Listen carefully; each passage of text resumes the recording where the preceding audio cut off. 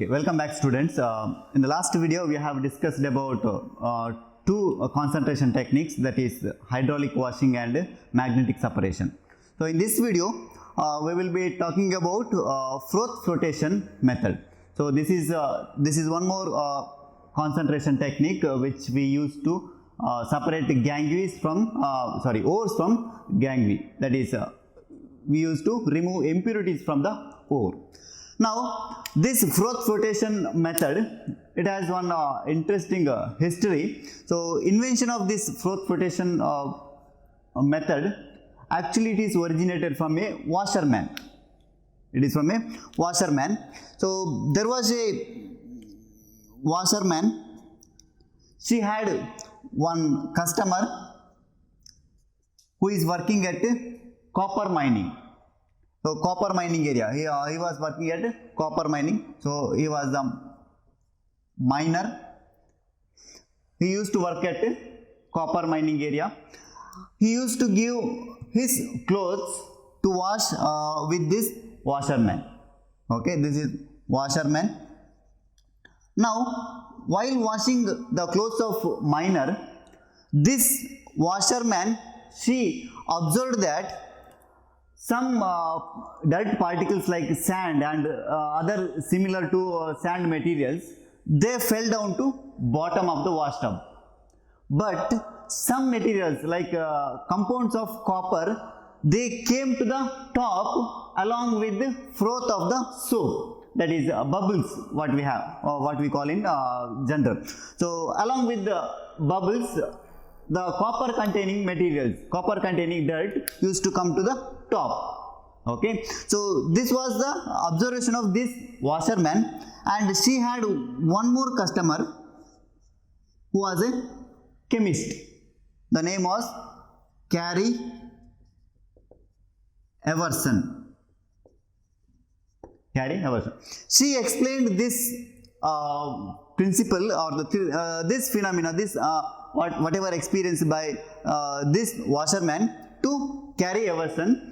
She was a chemist.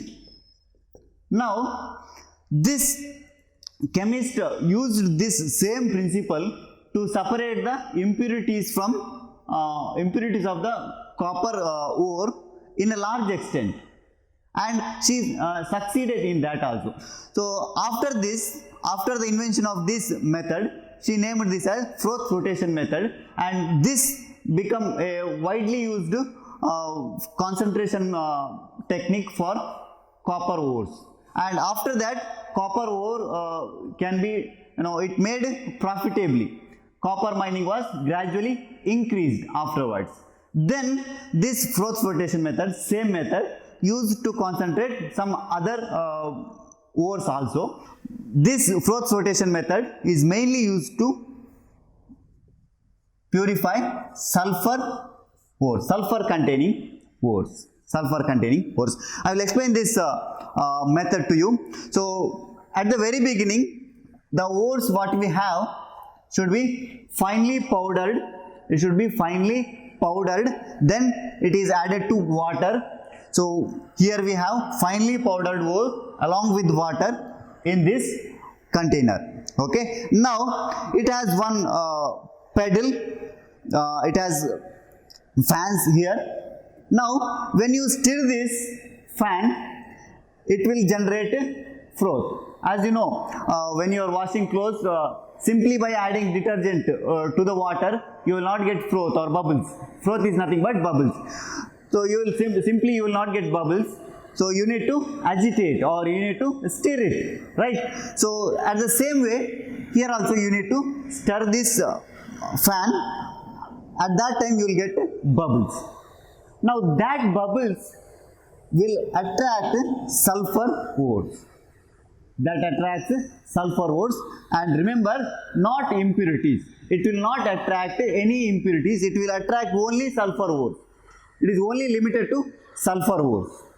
Okay. Now this sulfur ore, whatever it is attracted to that bubble will come to the top.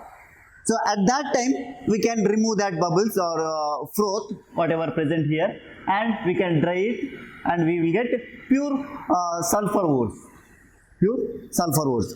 Now, it is just a basic principle, but we need some extra information regarding this, because when you are doing this in a large extent, we need to apply some of the scientific knowledge. So we need to enhance the process. We need to get a high purity of ores in this method. So here what we have done is that after adding this water, after adding ores to finely powdered ore to this water, we also add some collectors. What is called as collectors? We add collectors to this container. So collectors may be pine oils, fatty acids, xanthates. Why this is? So this is because when you add collectors to this water which contains finely powdered ores, that collectors will prevent the ores from water becoming wet. So when you add collectors, the ore particles what we have, that will not be wetted by the water. So to enhance the non-wettability of mineral particles. Mineral particles are nothing but that is sulfur ores. It will enhance the non-wettability of the mineral particles. So non-wettability is nothing but the ore particles or the mineral particles should not be wetted by the water. It should be only wetted by this pine oils, fatty acids, xanthates. If we avoid the wettability of mineral particles, there is more chance of these mineral particles to get attracted towards the froth. So if there is more chances of getting attracted towards this froth, means what? So the froth which is coming from here, that will carry more amount of ore particles. The froth which is coming from here, it will carry more amount of ores or the mineral particles, that is sulfide ores. Okay, that is the one thing we are adding collectors. Next one, we are also adding froth stabilizers. Froth stabilizers like cresols or aniline. So froth stabilizers to stabilize the froth. So as you know, the bubbles or froth which is generated during this process, it may not be, it is stabilized. It may not last for long time. So that's why we need to stabilize that froth for somewhat longer duration. So if you add these froth stabilizers, that will stabilize the froth for somewhat longer time. Okay, so that's why we are adding froth stabilizers. So this is the principle involved in this froth flotation method. Remember, when you add powdered ore to this water, so using this paddle you have to rotate this, then froth will be generated. The froth or the bubbles will come to the top. While it coming to the top, it will carry some amount of minerals with it. So that minerals or the froth what we have collected here, it can be skimmed off, because it is come to the top and it is very light. It can be easily skimmed off or it can be easily removed, and this skimmed froth or the bubbles can be used for the further process. Okay, so this is the actual principle. We are adding collectors to this solution because to increase the non-wettability of the ore particles or the mineral particles. Next one, we are also adding froth stabilizers to stabilize the froth. The next one, if we have two sulfur ores, that is maybe zinc sulfide and lead sulfide, it may be any of the mixtures. So if we have two sulfur ores or the two sulfur containing minerals in same ore, how we can separate this? So that's why we use depressant. So depressant to separate the mixtures of two sulfide ores. So now imagine in this solution, in this container, we have added one ore which contains both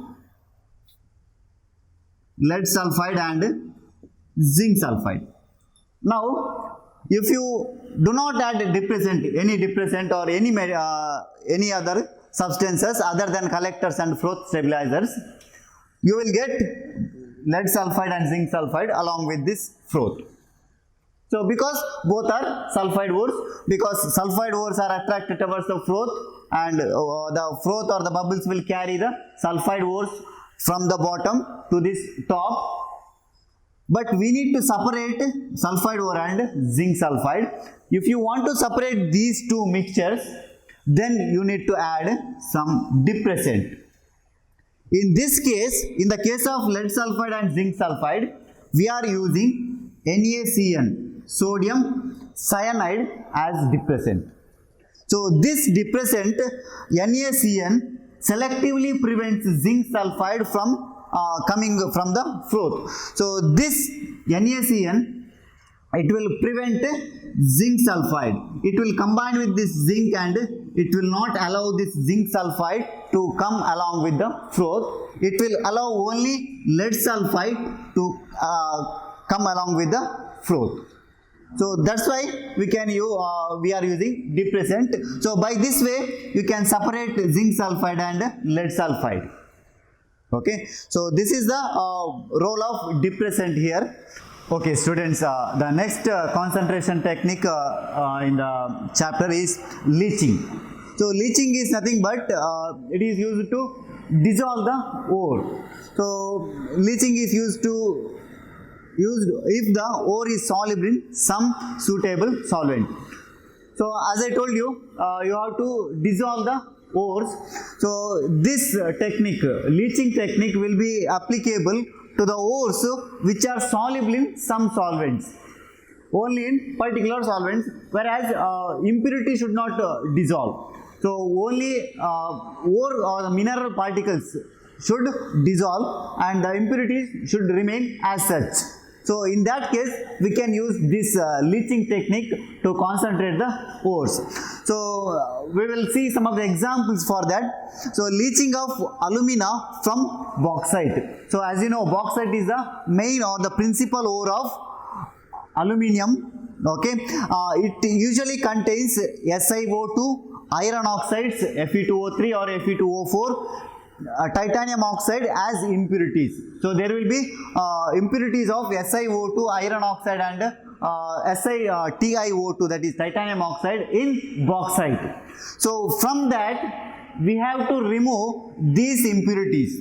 From the bauxite ore we have to remove these impurities and we should only get Al2O3, which is alumina.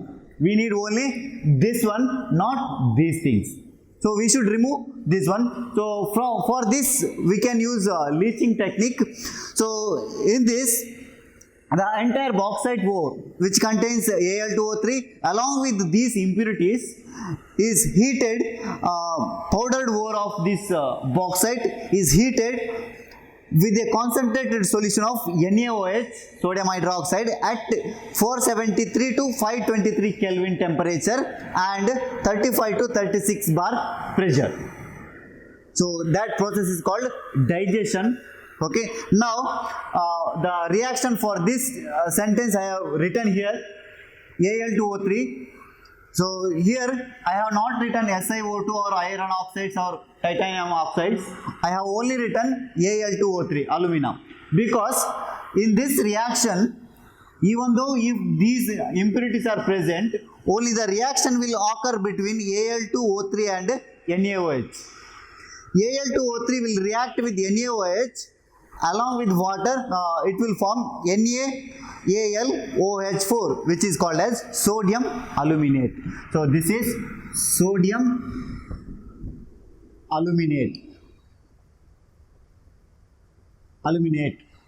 Okay, but here is a catch, because along with this Al2O3, the impurity SiO2 will also react with the NaOH and it will form sodium silicate. So remaining these iron oxides and titanium oxides will not react, but this SiO2 will react with this NaOH So as a result, you will get, so in the solution you will get sodium aluminate and sodium silicate. So some impurities are removed here. Iron oxides and titanium oxides are removed. Even though these two are removed, we still have SiO2 or the sodium silicate as impurity in the solution. Okay, so at the first step we have successfully removed two impurities or two or more impurities, but only thing is that SiO2 will remain as an impurity only. Now we have to remove this one also. So it is present as a sodium silicate along with the sodium aluminate. We need only aluminate or the alumina.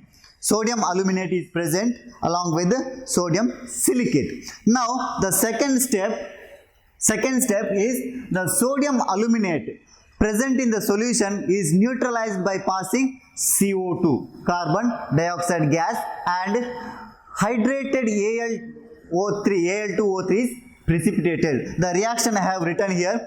In this step, we have in the solution we have sodium silicate and sodium aluminate. But here only the sodium aluminate will react with carbon dioxide. Only this will react with carbon dioxide. As a result, you will get Al2O3XH2O, that is hydrated aluminate, hydrated Al2O3. Okay, now in this step you can see this sodium silicate is removed because it will not react with the carbon dioxide, so it will form a solid compound. So as a result you can remove this by by doing filtration. You can separate aluminate and sodium silicate. Okay, so sodium silicate remains in the solution and aluminum hydrate is filtered, dried and heated to give back Al2O3, pure Al2O3. So this is a hydrated form of Al2O3. So if you heat this at 1470 Kelvin, you will get Al2O3 solid. This is the purest form of aluminum oxide. Then water will be removed from this. So this is how you can get pure Al2O3 from bauxite ore. So bauxite ore contains Al2O3 along with the SiO2, iron oxides, titanium oxides. Now you have to remove these impurities from this. You have to separate this. So for that, first what you will do, you will react with the NaOH. The entire mixture is reacted with the NaOH. At the first step, you will get sodium aluminate, but impurity SiO2 will also react with this. While doing filtration in the solution, you will get SiO2 also. So in the second step, you are going to remove this SiO2. The second step you are going to remove SiO2. At the first step you will remove iron oxides and titanium oxides. Now in the second step, again carbon dioxide is passed to that solution. So that process is called seeding. So seeding is here, seeding means small amount of freshly prepared Al2O3. While passing carbon dioxide gas, you are adding small amount of Al2O3 present, freshly prepared. This is called seeding. We are adding this Al2O3 because to induce the precipitation. So precipitation will not occur immediately. So precipitation is nothing but you are converting this solution into solid. So here it is converted into solid so that we can separate sodium silicate and sodium aluminate. So to separate this sodium silicate and sodium aluminate, you have to convert one of these into solid, one of these should remain in solution. So now while when you pass carbon dioxide, then it will be it will form hydrated. Then if you add Al2O3, then that will induce the precipitation. So by this way you can get Al2O3XH2O. So that is a solid. By doing filtration, you can get only Al2O3 XH2O. So that solid, if you heat that at 1470 Kelvin, water will be removed. You will get only Al2O3 as solid. It is a purest form of Al2O3. Okay, so this is one example of bauxite. We still have one more example, that is in the metallurgy of silver and gold. The respective metal is leached with a dilute solution of NaCN or KCN, sodium cyanide or potassium cyanide, in the presence of air. Air because we need oxygen, O2. That's why we are using air. Okay, now here look at the reaction here. Here M stands for maybe silver or gold, any of these metal. Here I have written only Cn minus, because if you use sodium cyanide or potassium cyanide, only the Cn part, only the cyanide part will react. That's why I have written only Cn minus here. So four metal that is silver or gold, which will react with 8 Cn minus ion along with the water, along with air which supplies O2, you will get 4 MCN2 minus plus 4 OH minus. Now here this is converted into solution. Here metal is solid. Now you can see metal is combined with the Cn and it forms aqueous. Aqueous means it is in solution, it is dissolved. So M stands for silver or gold. Now after this, all the impurities will remain as such in the solid form only, but only this metal will react with the Cn minus and you will get in the solution. So by doing filtration, you can remove this solution and impurities and solution will be separated. Now after this, the metal is obtained later by replacement reaction. So here this metal, silver or gold, should be replaced by any other metal. So we are using zinc. So by using zinc, you can replace this. This metal will be replaced by zinc. So you will get pure metal here. Okay. So this is the way you can concentrate or you can remove impurities from the ores by using leaching. So these are the four different techniques of removing or concentrating the ores